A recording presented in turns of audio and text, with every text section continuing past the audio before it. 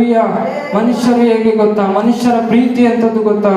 ನಿಮ್ಮ ಹತ್ರ ಹಣ ಇದ್ರೆ, ನಿಮ್ಮ ಹತ್ರ ಆಸ್ತಿ ಇದ್ರೆ, ನಿಮ್ಮ ಹತ್ರ ಹಣ ಐಶ್ವರ್ಯಗಳಿದ್ರೆ ಮನುಷ್ಯರು ನಿಮ್ಮ ಬಳಿ ಬರ್ತಾರೆ. ಆದ್ರೆ ನಿಮ್ಮ ಹತ್ರ ಏನು ಇಲ್ಲ ಎಂಬುದಾಗಿ ಹೇಳುವಾಗ ಮನುಷ್ಯರು ನಿಮ್ಮ ಹತ್ರ ಎಲ್ಲ ಹಣ ಆಸ್ತಿ ಐಶ್ವರ್ಯ ಎಲ್ಲ ಇದ್ದಾಗ ಮನುಷ್ಯರು ನಿಮ್ಮ ಬಳಿ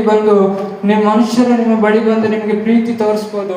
ಮನುಷ್ಯರು ನಿಮ್ಮನ್ನು ಸಾಕಿಸಲ್ಬಹುದು. ಆದ್ರೆ ನಿಮ್ಮ ಹತ್ರ ಏನು ಇಲ್ಲ ಎಂಬುದಾಗಿ ಹೇಳುವಂತ ಸಮಯಗಳಲ್ಲಿ ಯಾರು ಕೂಡ ನಿಮ್ಮ ಬಳಿಗೂ ಕೂಡ ಯಾರು ಬರೋದಿಲ್ಲ, ಯಾರು ನಿಮಗೆ ಪ್ರೀತಿಯನ್ನು ತೋರಿಸೋದಿಲ್ಲ. ಇದೇ ಮನುಷ್ಯರ ಗುಣ ಆಗಿದೆ, ಇದೇ ಮನುಷ್ಯರ ಪ್ರೀತಿ ಆಗಿದೆ. ಅದಕ್ಕೆ ಹೇಳೋದು, ಮನುಷ್ಯರ ಪ್ರೀತಿ ಅದು ಮನೆ ತನಕ, ದೇವರ ಪ್ರೀತಿ ಅದು ಕೊನೆ ತನಕ ಎಂಬುದಾಗಿ. ಹಲ್ಲೆಲೂಯಾ. ಆದ್ರೆ ನಮ್ಮ ದೇವರ ಗುಣ ಎಂತದ್ದು ಅಂದ್ರೆ, ನಮ್ಮ ದೇವರ ಪ್ರೀತಿ ಎಂತದ್ದು ಅಂದ್ರೆ, ನೀವು ಎಂತವರೇ ಆಗಿರಿ, ನೀವು ಬಡವರೇ ಆಗಿರಿ, ನೀವು ಶ್ರೀಮಂತರೇ ಆಗಿರಿ, ನೀವು ಹಣ ಉಳ್ಳವರೇ ಆಗಿರಿ, ನೀವು ಇಲ್ಲ ಬಡವರೇ ಆಗಿರಿ, ದೇವರು ಇದನ್ನ ನಿಮ್ಮಿಂದ ನೋಡೋದಿಲ್ಲ. ನೀವೆಷ್ಟು ಆಸ್ತಿ ಉಳ್ಳವರಾಗಿದ್ದೀರಾ, ನೀವೆಷ್ಟು ಪದವಿ ಉಳ್ಳವರಾಗಿದ್ದೀರಾ, ನೀವೆಷ್ಟು ಹಣ ಐಶ್ವರ್ಯ ಉಳ್ಳವರಾಗಿದ್ದೀರಾ ಎಂಬುದಾಗಿ ದೇವರು ಇದನ್ನ ನಿಮ್ಮಿಂದ ಬಯಸೋದಿಲ್ಲ.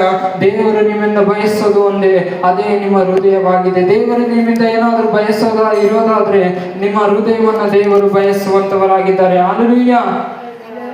ಈ ದೇವರ ಪ್ರೀತಿಗೆ ನಾವು ಬೆಲೆ ಕಟ್ಟೋದಿಕ್ಕಾಗೋದಿಲ್ಲ. ಈ ದೇವರ ಪ್ರೀತಿಗೆ ನಾವು ಬದಲೇನು ನಾವು ಮಾಡೋದಿಕ್ಕೆ ಸಾಧ್ಯತೆ ಇಲ್ಲ. ಆದ್ರೆ ನಾವು ಒಂದು ಕಾರ್ಯವನ್ನು ನಾವು ಮಾಡಬೇಕು.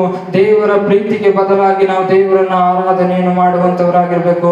ಆತನ ಪ್ರೀತಿಗೆ ಬದಲಾಗಿ ನಾವು ದೇವರನ್ನ ಸ್ತುತಿಸುವಂತವರಾಗಿರ್ಬೇಕು.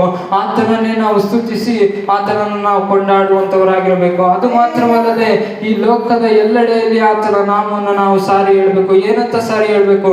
ನಮಗೆ ರಕ್ಷಣೆ, ಸಮಾಧಾನ, ನಿತ್ಯ ಜೀವ, ನೆಮ್ಮದಿ, ಸಂತೋಷವು ಅದು ಸಿಗುವಂಥದ್ದು ಅದು ಯೇಸುವಿನ ನಾಮದಿಂದಲೇ ಎಂಬುದಾಗಿ. ಹಲ್ಲೆಲೂಯಾ. ನಮಗೆ ರಕ್ಷಣೆ,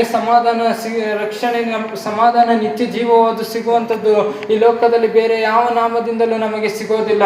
ಆದ್ರೆ ಯೇಸುವಿನ ನಾಮದಲ್ಲಿ ನಮಗೆ ರಕ್ಷಣೆ, ಸಮಾಧಾನ, ನಿತ್ಯ ಜೀವವು ಅದು ಸಿಗುವಂಥದ್ದಾಗಿದೆ. ಹಲ್ಲೆಲೂಯಾ.